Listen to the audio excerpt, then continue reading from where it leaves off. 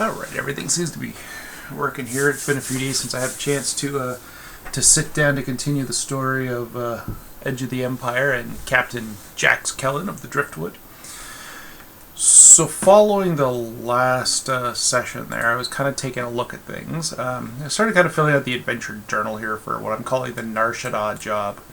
Our current chaos factor is 5. I'd reduce that, I think, after scene 3, so that's what we're going into. Not much more there, but into our lists. Lists. Here we go. So I've got a few things here. Our thread list hasn't changed much. Our characters list is slowly expanding. And over here, I've just kind of brought this up just so I've got the fate chart kind of in front of me a little bit more rather than trying to flip through the... Okay, try this again here. Slight interruption. So, I was kind of looking at things a little bit here, kind of considering what my options are, and had a couple of possibly fun ideas here. But right now, as we kind of begin, let's kind of slip down here. We got our episode 3 and 4. Actually, today is the 12th. What the? I don't know what I did there. Let's try this. Sorry, I know I'm on scene 4, and basically we're kind of waiting for. I don't even want to put it that way, but basically this is kind of my scene where I just kind of see it as an overarching scene where we deal with dealing with Vexk, the Rhodian proprietor of Gundark's Gear Emporium. So I'm just going to call this scene "Getting a Job" from Vexk. At least that's hopefully how this is going to work out here in the end. So I think I'm going to keep our destiny pool here. I don't see any reason that we need to change that. We really don't have that much gameplay going. And I had a couple interesting thoughts as to kind of what might happen, seeing as what we've decided. I used ChatGPT here to kind of help decide what's going to be going on here. So basically the job that Jax is going to be trying to get here, he doesn't know what it is. He knows when he finds out, he's going to find out it's going to be a delivery job to Tatooine, one of Vexk's clients. But what he doesn't know is inside this metal box, about the size of a footlocker, is a bunch of kyber crystals valued at about 20,000 credits. Because of the rarity, because of the potential danger, and definitely the fact that it's restricted cargo, the Empire, I don't think, just allows anybody to have kyber crystals. They tend to control those. So I mean, Jax actually is going to be offered a pretty sizable amount of money, which will go a long way towards making sure that he's fed, and so is Kay, as well as they're able to refuel the ship and maybe put down a little bit of cash that they could pay off he can pay off his debt. It's not Kay's debt, although she may end up finding in time that it's going to affect her life as well.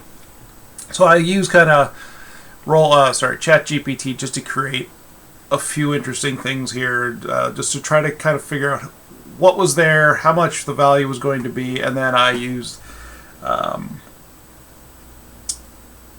it was the Fly Casual book to figure out, kind of get an estimate as to what the payout would be. So we're going to kind of jump in here. The new scene 4 here, opens up with beep-a-doop, beep-a-doop. The little sound of Jax's holo communicator going off, and he kind of kicks back in the cockpit of the Driftwood, taps a button on the console, and kind of in the middle of the dash of the console, a Rhodian, a holographic Rhodian appears, and he goes, "Da, Jax, it has been a long time. Vex, yeah, we met once before for sure. I really kind of do appreciate this. Look, Brask said maybe you've got a job for me." He said, "Yes, I can use a good smuggler right now. You think you're up for the job? This is a delivery to a far-flung planet in the outer rim called Tatooine. I don't know. Has Jax heard of Tatooine? Tatooine actually is kind of, again, the farthest flung part of the galaxy. It's pretty out there. It's not necessarily, even though it's used frequently in the Star Wars movies and everything, it's really not that well known. So I'm gonna kind of flip over here. I'm going to say, remember, we're on a chaos factor of 5. This does not look. Yeah, whatever. We're at a chaos factor of 5 here.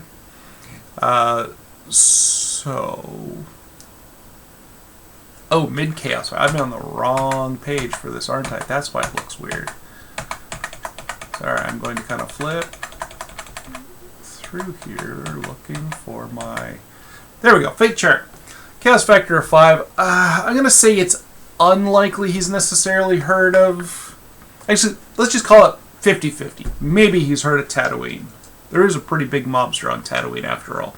Roll the dice. Got a 64. No, Jax is not familiar with Tatooine at all. Vex, I don't know the planet in particular. I've looked it up. Yeah, I mean I can make it there, no problem. What's the cargo? Ooh, it's getting a little ahead of ourselves, aren't we? So you.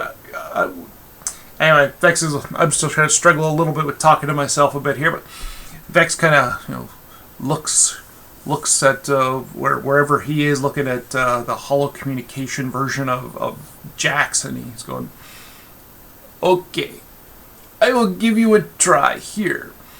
I'm going to ask you to pick up the box. We have a box. It's about this big. And I'm going to ask you to take it to Tatooine to our buyer. He has been asking for this for some time, and I finally have the product that I can sell him." Alright, who's it going to? Here's one of the questions I was really kind of curious about. Because it's Tatooine. We know a little bit about Tatooine, of course, due to the movies. Is it Jabba the Hutt? Is Jabba the buyer? I'm going to call it unlikely, I think, only in that I don't necessarily see this as something that Jabba would get into. So we're going to call it unlikely. That's a 46, so that is definitely a no. Right here, we got this. It is definitely a no. It's not Jabba. Okay, so who is it? Who's the buyer? Buyer is not Jabba.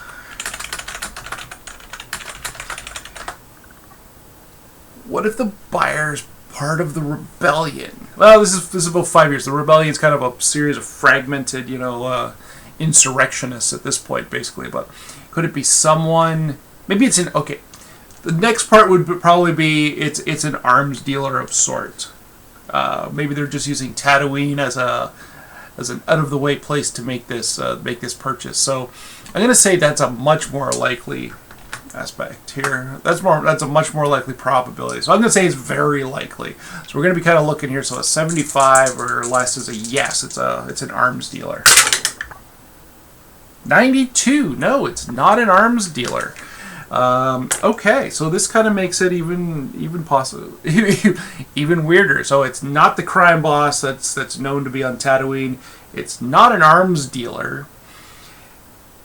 And I think I'm starting to exhaust, I think, the fate chart a little bit, and I don't think you're really supposed to ask a lot of questions over and over and over again. How about, are they... I mean, they could still be insurrectionists. Maybe somebody with half a mind of, using them to try to, find potential future Jedi and, make sure they have the weapon of choice. Alright, again, I'm going to go with unlikely in this case, or very, very unlikely that it's an insurrectionist looking for kyber crystals. They're still pretty young, in terms of what they're doing. They really haven't figured out exactly how. They haven't formed the Rebel Alliance yet. This is still a few years away. So we're going to say very unlikely. And a 95. A 95 is absolute no. So that's an exceptional no. So I think we're going to have to go with the complete opposite of that. It's not an insurrectionist. It's somebody within the Imperials. It's somebody within the Galactic Empire who's tracking these. Maybe it's someone who needs kyber crystals for some particular giant project that they're working on. So yeah, so that's what it's going to be. But he's not. But Vex is maybe not even aware exactly of who he's selling these to. Instead, what we're going to do is he gives a name. So let's generate a name. Generate a Star Wars name.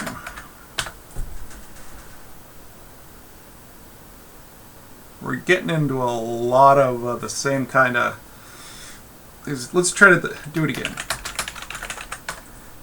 Lorana Calyx, because that's Thalos Vexar. I like it. Thalos. Alright, buyer's name. Maybe it's not even his real name. Did I say Thalos Vexar? Is he human? Just why not? We're just going to call that basically a 50-50 chance here. So I'm going to switch back over here. 50-50 chance he's human. 82. No, not human. Still Imperial, but not human at all. So let's see here. So what species might he be? What species is Thalos Vexar? He is not human. A Zabrak. Alright, sure, why not? Why not?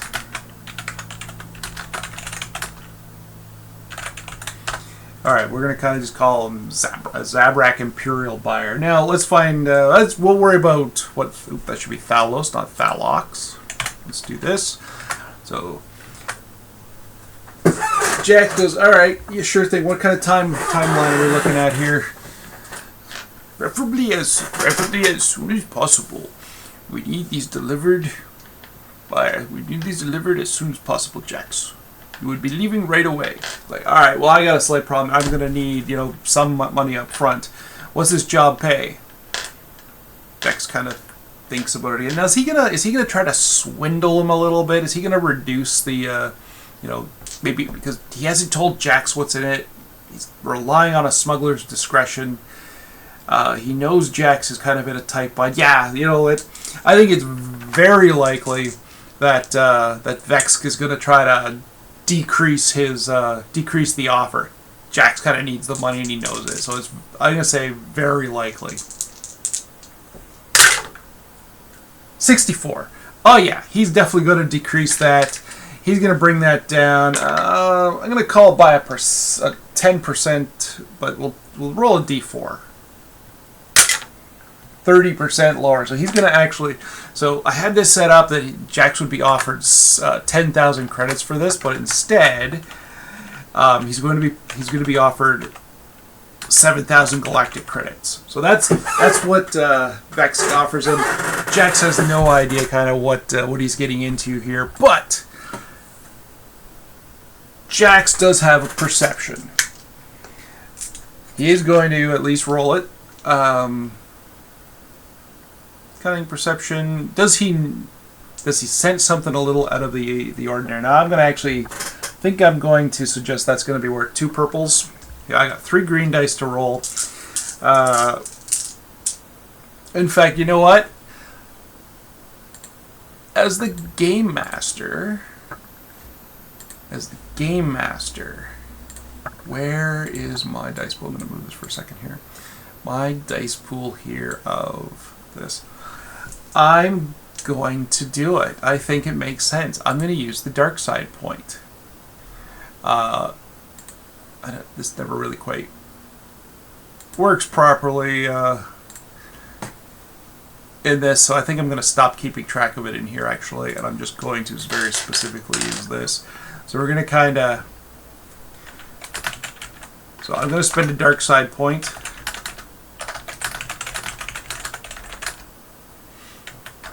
Against Jax's perception roll. So that's going to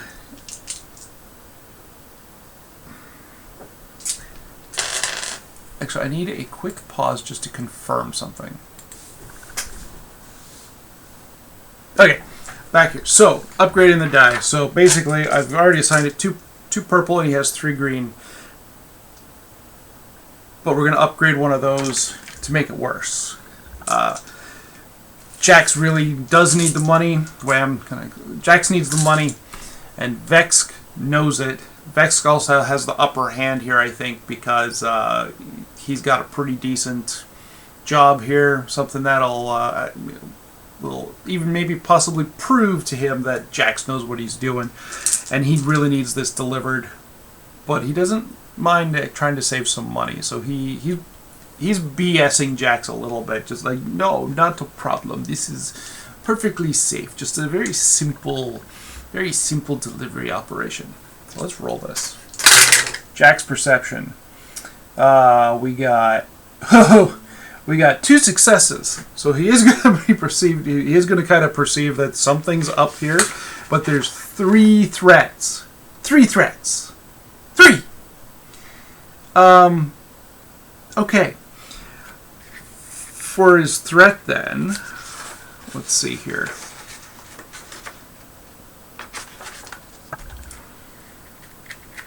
Just trying to think, what does that, how are we going to kind of make that work here?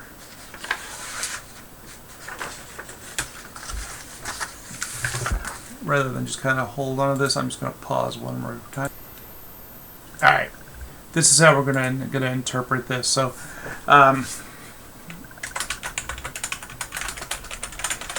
I just kind of want to make a few notes as we're going along. So Jax kind of is like, Vex, are you? It's like something about the Rhodian's voice just didn't seem right, and he's like, Vex, are you telling me everything that I need to know about this job? And Vex just kind of narrows his eyes and glares, through the holo communicator at Jax, and Jax kind of realizes that maybe he's pushing his luck. The threat is that if he kind of argues with Vex on this, maybe he's going to lose the job, and that's the feeling he gets. So he's like, it's okay, I just want to know if there's anything. It's okay, Vex, I'll take the job. 7,000 credits, absolutely. Well, you'll deliver it as soon as possible to your buyer on Tatooine. No problem. That's good. So Vex kind of, his eyes stop, narrowing so much, and he goes, excellent, you can pick up the cargo this evening. It'll be ready. We'll have it at the Emporium. Just ask for me, and one of my associates will ensure that it is put into your possession. All right. We're going to fast forward, just considering calling this the same scene and kind of moving ahead a little bit. That, that evening, once again, Jax has asked Kay to stay on board. Maybe following the holo communication. He's looking at Kay going, all right, I don't know what we've got ourselves into here, Kay, but I'm a little concerned. And Kay is just sitting there, doing not much of. I don't do a very good Ewok, I don't think. I'm not sure I do a good. I'm not a voice actor anyway, of course, so none of that's going to be spectacular, but. She just kind of looks up at him, almost kind of gives like a shrug. Maybe she even understood what he said. It's not really clear to Jax. But later that evening, he's using what's left of his oxygen in the rebreather, and making his way back to Gundark's gear emporium, where he enters the front door. Kind of looks around a little bit and starts asking for Vex. People just kind of point towards the offices again, so he heads there. And as he's heading as he's heading up towards the stairs that'll take him up to Vex's offices, he's stopped by a kind of a big burly human. Ugh. You're Jax, right? Yeah, I'm Jax. Vex says I gotta give you something. Alright, I'm here to pick up the cargo. Is that what you got for me? 1 second. And he kind of takes his hand down from Jax's chest and steps back. He kind of disappears around a corner for a second, just not moving very quickly, but kind of walking like looking like he's a bouncer. And when he comes back, he's got like a big metal box, footlocker sized. Doesn't even have repulsor lifts or anything on it. It's just got a handle on each side. Here you go, little man. And he kind of thrusts it towards Jax, who takes it. And, it's a little heavier than he thought it was going to be, but he wasn't really sure. Again, he has no idea what in the world he's got here. He's like, "This is it? This is everything?" "Yeah, that's everything, man. Again, any problems, you get in touch with Vex right away. Otherwise, he'll expect it in the buyer's hands within a few days." "Gotcha." And Jax kind of takes it and returns to the ship. I'm kind of thinking that this cargo probably has other interested parties. Is Jax interrupted by one of those interested parties on the way back to the docking bay? I'll just kind of pop to the chart. I'm gonna say, he's not that far from the port. I'm gonna say it's unlikely that it's gonna happen this soon, but it could. Let's find out. 26. Yes, he's absolutely going to be interrupted by by someone. Okay.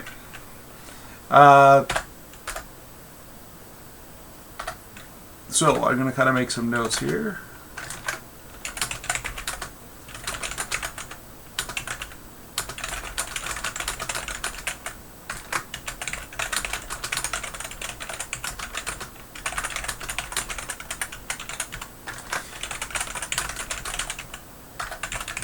Okay. Alright, now who are these guys? Are they... So this is being sought after by Imperials. Who might be looking to grab this from Jax? Who is going to be like that?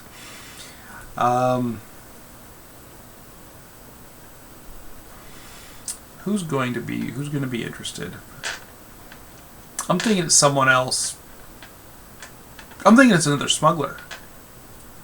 Somebody who's a little more focused around stealing from his competitors and going and trying to make a profit off them. So smuggler thief more kind of like it, rather than Jax is more upstanding smuggler scoundrel. So is it? All right, I'm saying this is. I'm going to flip back to the fate chart here. I'm going to say this is likely. This is likely. Someone. So is it someone? Is it another smuggler who's going to try to steal it from Jax? 43. Yes, it is. Actually, there's one other thing I want to do. So before we kind of get into the smuggler, is that Jax needed some cash up front. Did Vex agree to pay 50% up front? I'll just call it 50-50. 90. No, he didn't. So I'm thinking he paid like 25% up front. So if we kind of look at that, then Jax, really doesn't have a lot of cash here. So oops, sorry, we're just going to kind of put this back up here. I'll just kind of do my updates on my own galactic credits a little bit longer, but so we know that he's kind of got a satchel full of galactic credits at the same time he's got this box as well. All right, so here we go. Let's find out a little bit about who's about to jump Jax. So let's pull up no idea. Let's try to find out who this person might be. So we know what their motivations are going to be. They're definitely going to be kind of monetary here, but let's roll a d6. We'll just kind of get a sense as to the NPC modifier. What kind of person this is? Sorry, I'm dropping dice. 97. Unseemly. Unseemly. That seems, alright. So, the smuggler thief. Unseemly. Yeah, so he's gonna be a guy who suffered a lot of, yeah, he's gonna be a guy with a lot of scars on his face. He's suffered a lot of wounds, a lot of beatings specifically over his career. So he's an older guy. He's like 50-ish. That's not necessarily older. That's only a few years older than I am. 50-ish. Does he operate alone? 50-50, we'll just call it. Does he operate alone? 10. 10 is sorry. 10 is an exceptional yes. He doesn't get along with others. Doesn't have a crew and doesn't get along with others. Is he approximately the same power level as Jax? Same thing, I'll call it 0-3. That's an exceptional yes. I'm gonna suggest he has the exact same stats as Jax.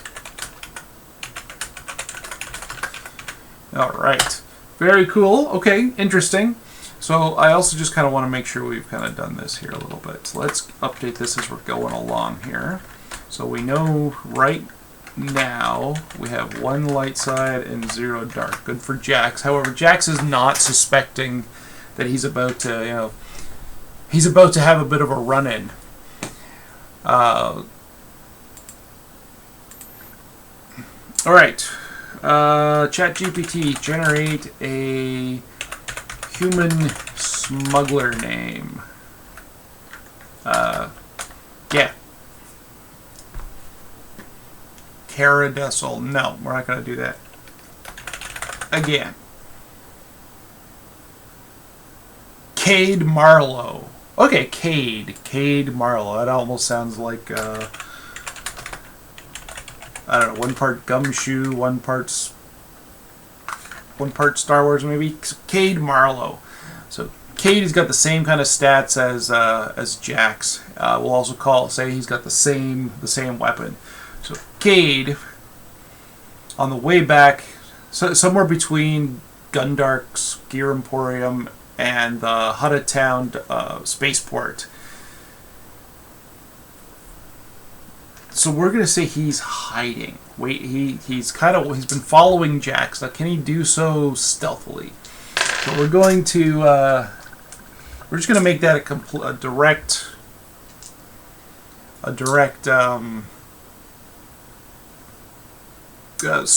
skill check. So he'll roll his. So he's gonna be doing stealth. He's got 3 green dice. He's gonna roll for 2 successes. Meanwhile, Jax is going to have to roll his perception. I'm actually going,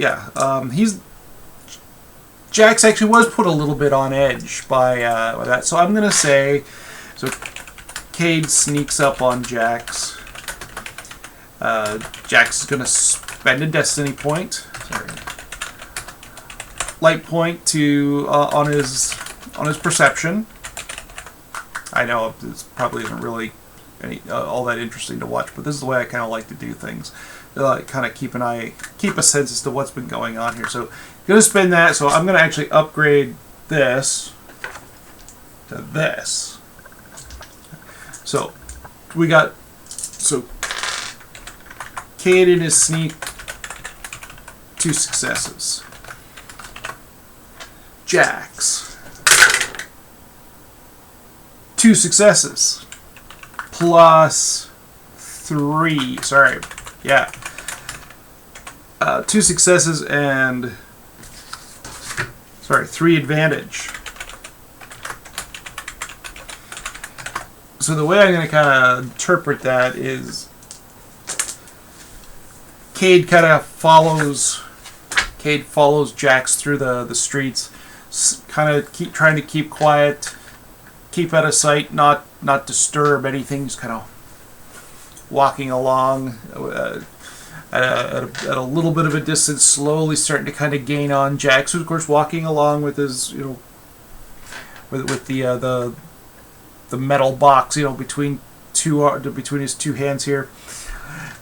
Since his sneak was, there's it's pretty much an even 0 successes here. I think that means things work out in Jax's favor, especially with the 3 advantage. That's what I'm going to say. So even though Jax doesn't hear him coming, as Cade kind of slips up behind him and goes to draw his pistol, that's when Jax hears something. And Jax drops the box and spins around going for his blaster, as Cade is also likewise doing the same, about to draw his blaster. Alright, now we need some initiative. So, gonna come here. So Cade is going to make use of his cool. Okay, so Cade will have his cool for his initiative. Cade was ready. Cade's got 3. 3 on initiative versus what Jax is going to end up with vigilance. So that's also 2. Jax is going to get 1 with an advantage, which is not going to be not really going to play into anything during initiative. So initiative kind of goes. So sorry. So the fight's kind of on here. Cade goes first on initiative as Jax drops the metal box and spins around, both going for their blasters on their hips, of course. Cade goes first, though. Cade draws the blaster, but he's pretty close. For him to he's like right up. Jax and him are like right, just like this. So he draws the blaster, and he goes to point it at Jax, and he kind of just steps back. And now, is he going to shoot? Is he, he's got the drop on Jax. Is he actually going to shoot? I'm saying he's out of town's kind of a little rough. There's, but there's still law enforcement. So I'm going to kind of just go to here. He doesn't care if he kills Jax. I don't think he does. He's probably more worried about someone blasting him back, or or realizing that there's an upper. So does Cade shoot Jax, or does he just kind of demand the cargo? I'm going to say it's very unlikely he's going to shoot. That is a 26. That is just barely above a yes there. So does he shoot? No, he doesn't. He actually starts to squeeze the trigger and looks at him. He goes, "Just give me the box, and you can walk away from this, Jax." Does Jax know this asshole? Maybe he does, but I'm just going to call it 50-50. 55. Jax does not know this guy. But he's got the drop on him. Does Jax go for his gun? Jax knows he's been caught dead to rights here. He kind of brings his hand slowly up. Like, all right, I don't know you, man. I don't know you. What did I do? Are you with Gruck? Guy goes, "No, I'm not with Gruck. Give me the box." Jack's going, "Come on! Like, this is the job that's gonna get me off this shithole." I'm sorry, I guess they don't say shithole in Star Wars. This is what's gonna get me off of this rock.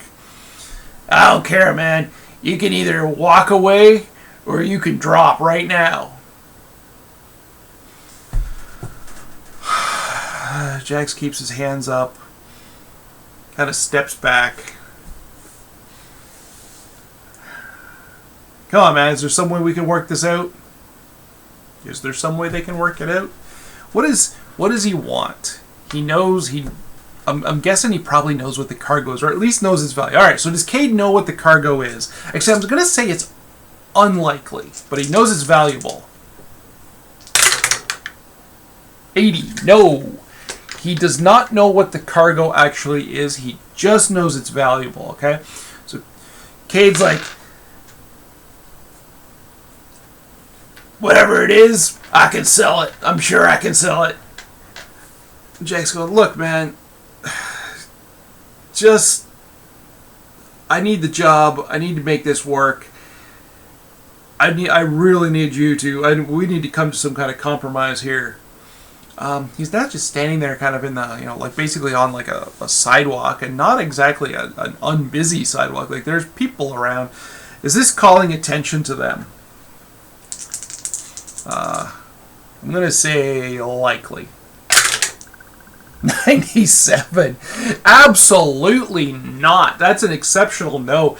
Everybody just starts crossing the street or entering a building or branching off. There is nobody around that's going to help Jax or alert the authorities. There's not a cop in sight. So is there something that he wants? I mean, obviously he's trying to make money here. Jack's gonna try to negotiate with him. But, look, I've got a bit of a front, all right. I've got some credits. What's it gonna take? All I really want is just to go do this job. I've got one crime lord already on me. I don't need Vex on me as well.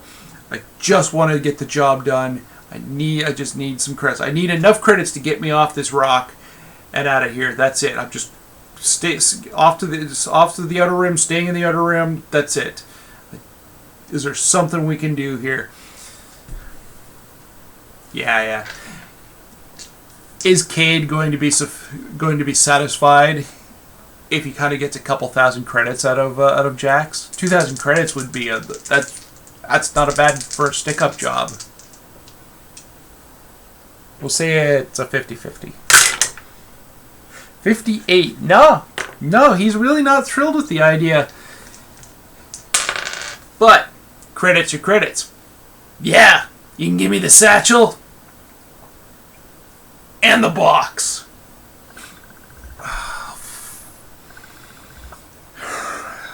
Jack starts to take the satchel of galactic credits off, and as he's doing so, Cade's eyes kind of drop to the satchel, and this is when Jack's going to make his move. He absolutely cannot let this guy take the credits that he's got here. He's only got a couple thousand credits here. Sorry, I actually haven't done the math. 35. Sorry, it's not even that. 3,500 would be half, so it's what, 1,250? He's got like 1,250 credits. That's not going to get him too far, really. So as he starts to kind of take the satchel off, he realizes, credits have got a little bit of weight, and, maybe the satchel's got a bit of weight. Maybe he can disrupt things. He's going to take a swing at... He's going to take a swing at Cade with it.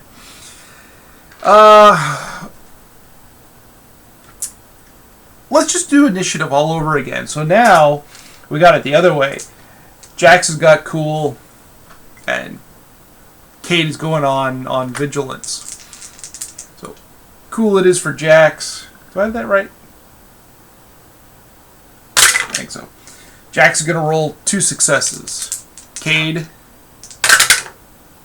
is going to roll 2 successes. 0 successes with advantage.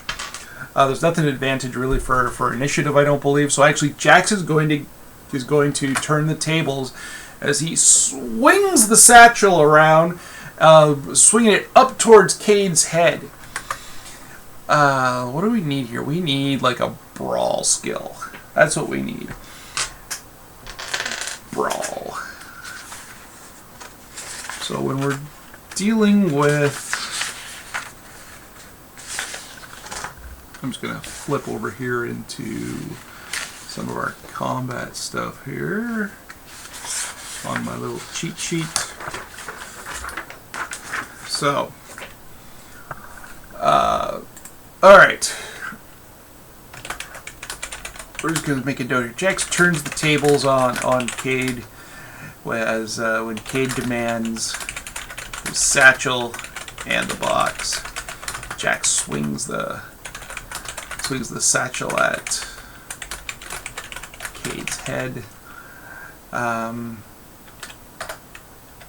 Initiative means Jax goes first this time. Alright, so we're gonna need a brawl here. So we're engaged in melee. There's always going to be 2. Okay, so brawling wise, keeping in mind there's going to go the other way too. So brawling wise, he's got 3 dice, plus the two purple dice for difficulty here. He's going to roll 2 threat and 3 successes. Jax's attack with the satchel.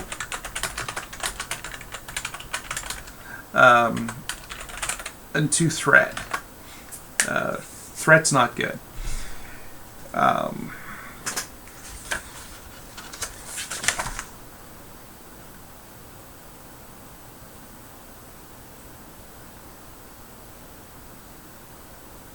Somewhere I had a little list as to kind of what. Oh, here we go. So 2 threat.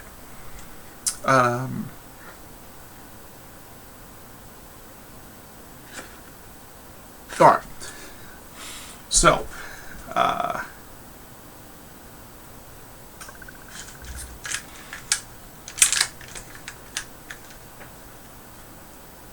okay. Jax swings with a brawl attack. We don't really have a damage on this here, do we? We are going to need a. Let's turn it. How much damage does a melee improvised weapon do?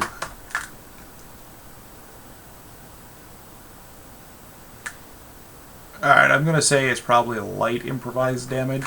So it'll be 4. So with the successes, that's actually 7.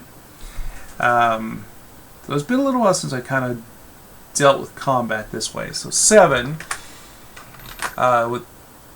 with Ahsoka 3 is going to be 4 wounds. I'm going to have to double check a little bit later. So okay, here we go. So damage, wounds over the wound threshold. So weapons plus, weapon damage plus successes equal minus the soak. So yeah, I'm doing this right. So 7 minus that, it's 4. So 4 wounds to Cade. So I'm just going to do this. Cade starts with 12 out of 12 wounds here, right? But he just got hit for 4. Takes the satchel in the face. Thunk! The threat, however, allows him to make an immediate maneuver here. Is that what I'm going to do?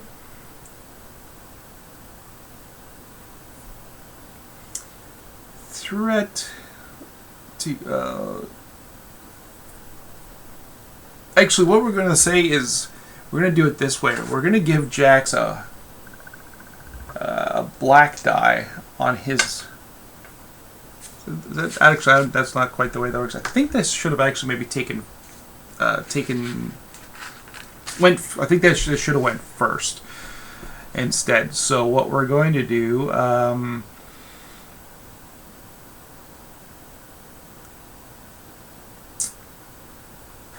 is we're going to use the 2 threat for Cade to immediately make a maneuver. So Cade actually jumps back. I think I need to maybe kind of. I think I did this in the wrong order, but I'm just going to stick with it because Jax kind of needs a break. So Cade throws himself back, bringing the blaster up to bear. You had your chance, Jax. Pew! Squeezing the trigger and shooting Jax at close range.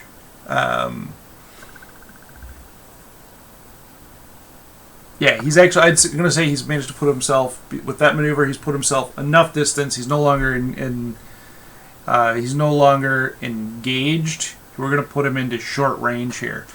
So with his light blaster skill, he's going to get 1 purple die to go along with that.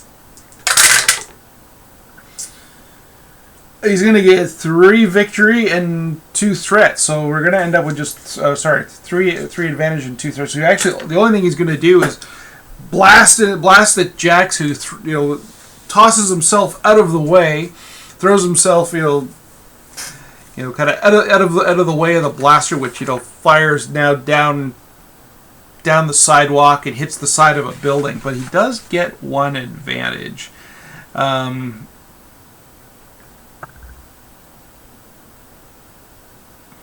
With 1 advantage, there's not much for him to do in this case. He can activate. He can get a critical injury, but it didn't hit anything. He can recover a strain, doesn't have any, and he can get a +1 blue die to the next allied character's next check. But he's kind of on his own, so I think his advantage is just going to kind of slip away. So Cade shoots and misses Jax. Jax is up. Now, I don't think Jax has anything in his talent tree here that's useful, because he hasn't taken Quick Draw yet. So, Quick Draw is generally Quick Draw, the way it works is if you would have it's an incidental just to be able to draw your firearm rather than a maneuver, which is what Jax is going to have to do. Jax follows through, kind of letting go of the satchel, which kind of hits, kind of tosses off, hits the sidewalk and slides, kind of ending up between himself and Cade. And Jax drops his hand to his blaster pistol, draws it for his maneuver, and shoots. He's not letting Cade get another shot at him. All right. So at short range here again, because this is what Cade has done. His light range is 3, plus he's going to have one of these. Now, Cade has the option of using a dark side point, because at the moment this is actually flipped. Because where do we have this? It was...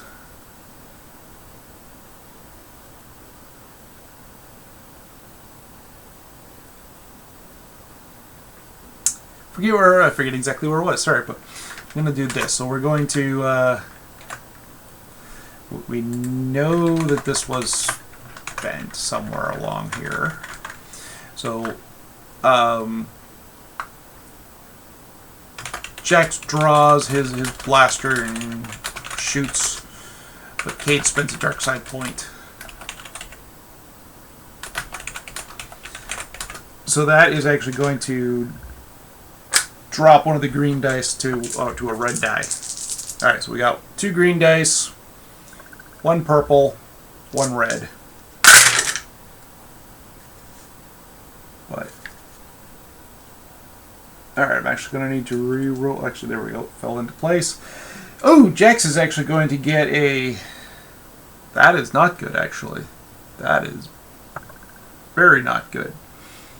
That is going to be...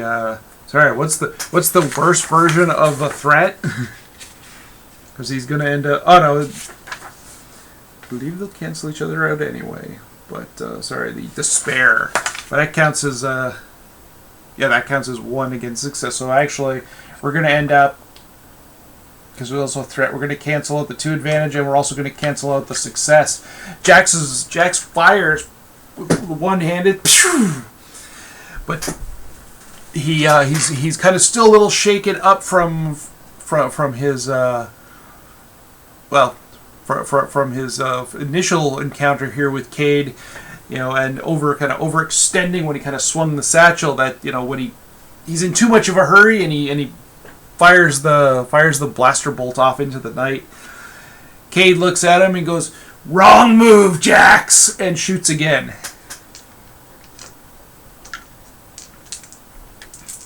We're going to get 3 green, 1 purple, which is going to net us. After we kind of do this, 1 success.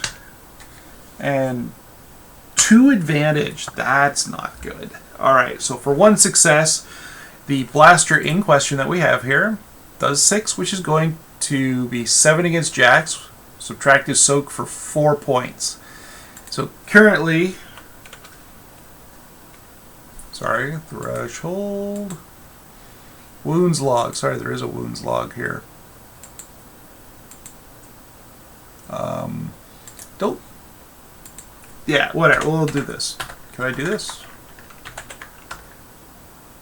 That did not work. So it's battle with Cade. Well, I don't know that I necessarily need to worry about this stuff. I haven't really made use of strain, and I actually need to reread the rules on that. So I'm just going to continue going along with what I've done. So Cade blasts Jax, hits him in the arm. Kind of Jax takes a step back. He's definitely injured now, but it is his turn. Sorry, there were 2 advantage as well. For 2 advantage. So for 2 advantage.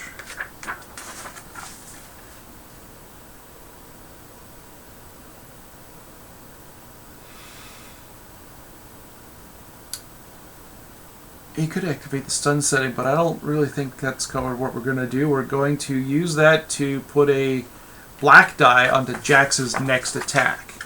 So we're going to kind of set this aside. Jax...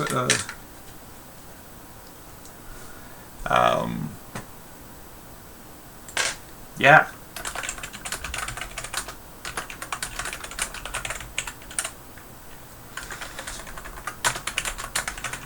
All right. Cade blasts Jax in the shoulder. Jax looks down. That hurt. He kind of steps back a couple of times, keeps that blaster steady, and is going to attempt to shoot him again. Now we got a black die in this case, unfortunately. With her 3, I'm going to spend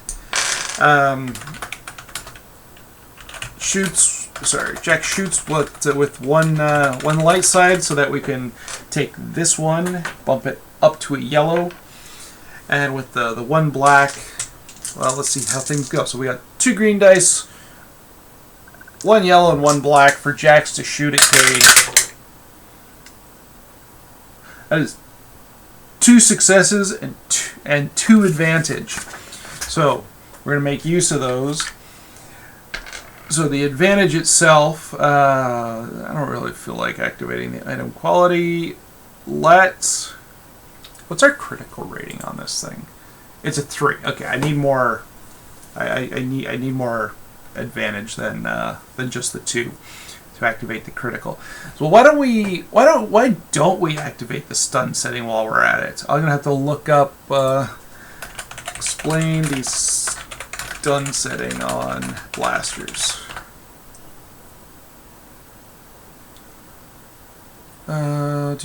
Uses the stun setting on a blaster, typically resulting in dealing strain damage instead of wounds. Nope, we're not going to do that because strain is going to kind of set us back a little bit. We need to take this guy down. So what we're going to do instead is we're going to knock Cade a little off kilter, and he's going to get a black die on his next attack. All right, that's the way we're going to do this. But he still got 1 success, so it is a hit for 7 points of damage, minus the 3 to hit Cade again for 4, blasting him kind of dead center. And Cade kind of stumbles back. All right, now Cade's been hurt. He's lost 2/3 of his health points now, really. So his wounds are kind of stacking up. He knows Jax is hurt too, but he's hurt worse. Would Cade kind of cut and run at this point? I'm thinking he'd rather live, so I'm thinking, he knows that 1 more blast could be the end of him. So I'm thinking nearly certain he's going to give it up and he's going to run for it. 93. Hell no. Cade is a bloodthirsty bastard. He's not going anywhere. So, oops, wrong thing here. So Cade, instead,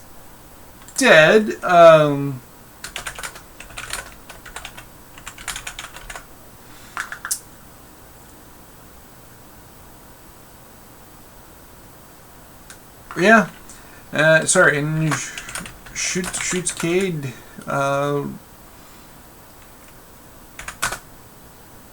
Cade gets to go again. There's now a light side. There's a dark side point he could make use of. which I'm thinking he's going to have to. So he's going to be at 3 with a purple and a black die due to Jax's raise there. But he's gonna spend that dark side point to bump one of those up to a yellow, one of those green dice up to a yellow. Cade returns fire with 1 light side.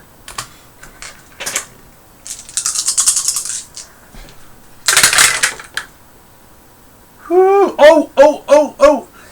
No successes. No successes. There were 2, but there's also 2 failures on there. That's awesome, but there is 1 advantage, which is going to do nothing whatsoever for Cade in this case. Cade misses. And he misses. Jax is up. Now, Jax, yeah, you know what? Jax, this guy's trying to kill him.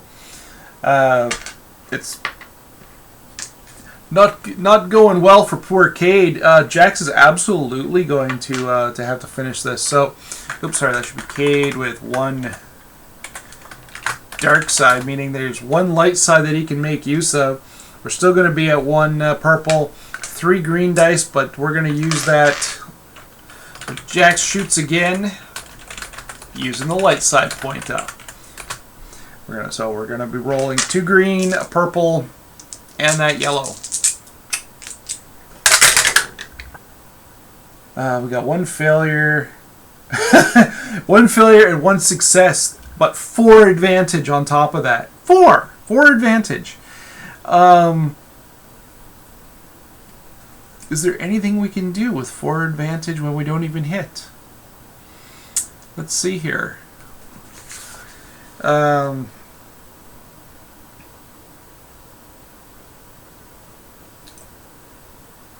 don't think that any of this really matters. I think he's got to hit to really make use of those advantages. However, he is going to move, and Jax throws himself into the street, kind of taking cover behind a land speeder. Because there we go. Because Cade is going to shoot him again.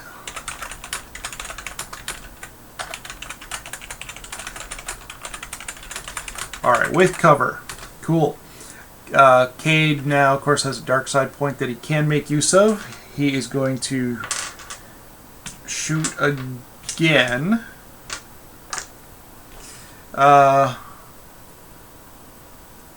With cover, I think the way that works is we deal with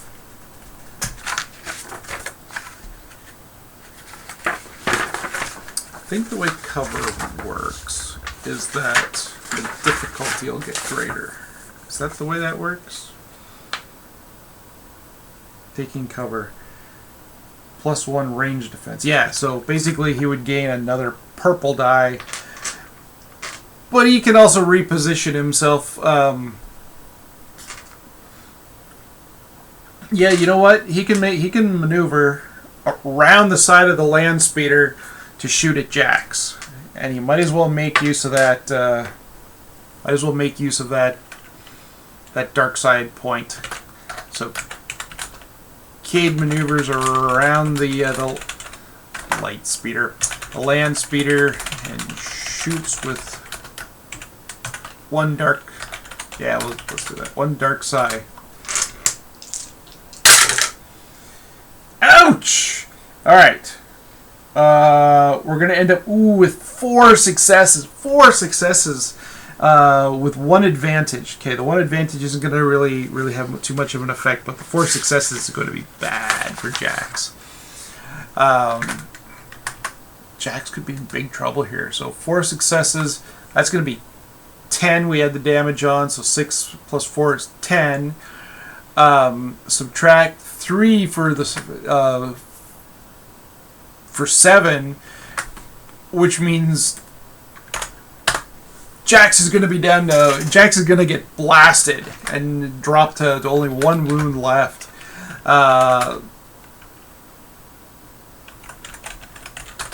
Seriously injures Jax. Jax really doesn't have much going for him at this point. He's kind of in big trouble. If he gets shot again, he's just done.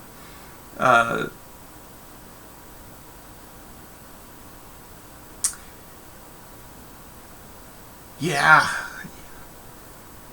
He doesn't really have much of a choice from where he is.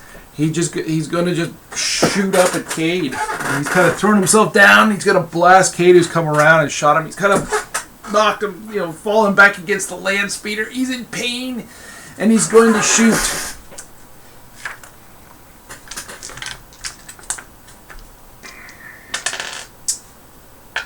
We're gonna make use of that light side point again.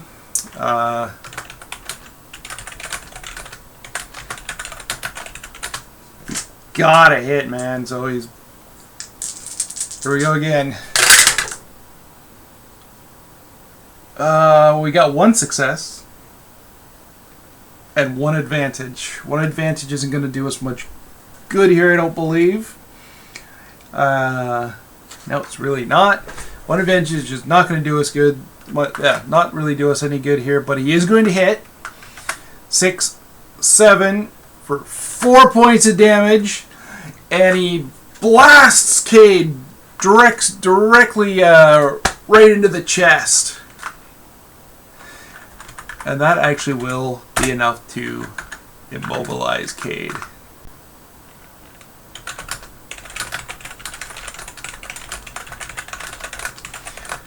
And out of the fight. At which point, Jax slowly gets to his feet.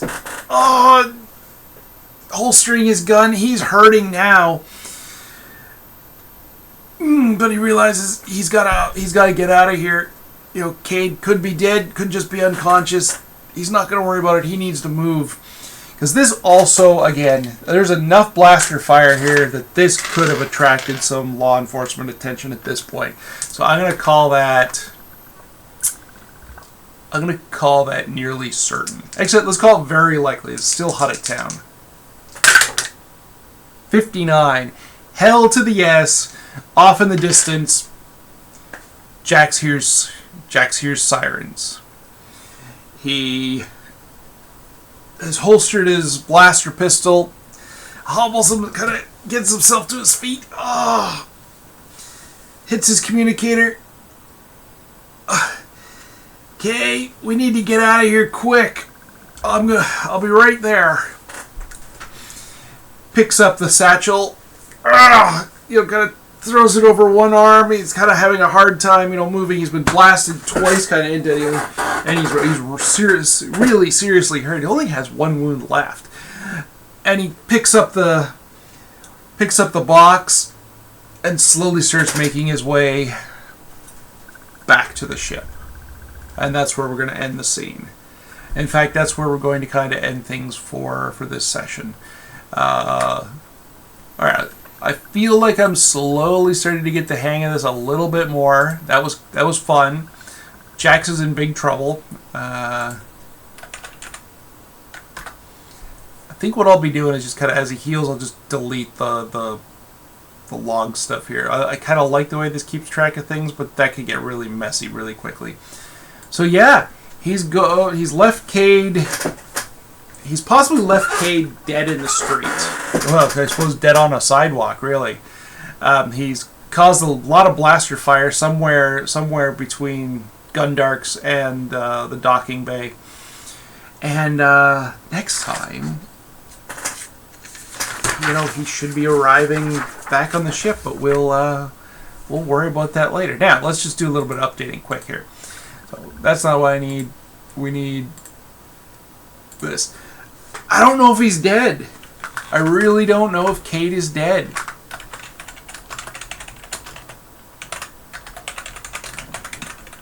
So I'm going to add him in here. Oops, it should be Marlowe. That did not work. Smuggler. Actually, you know what? If he's still alive, I think calling him a rival smuggler is absolutely appropriate here. We didn't really get anywhere on our threads list, although we kind of did. I guess we kind of got the job on Nar Shaddaa. Deliver goods to Tatooine. And we have a new thread to worry about. And I don't know why it's doing that there, but it did. Our adventure now is getting the job and a gunfight with Cade Marlowe, a rival smuggler and thief.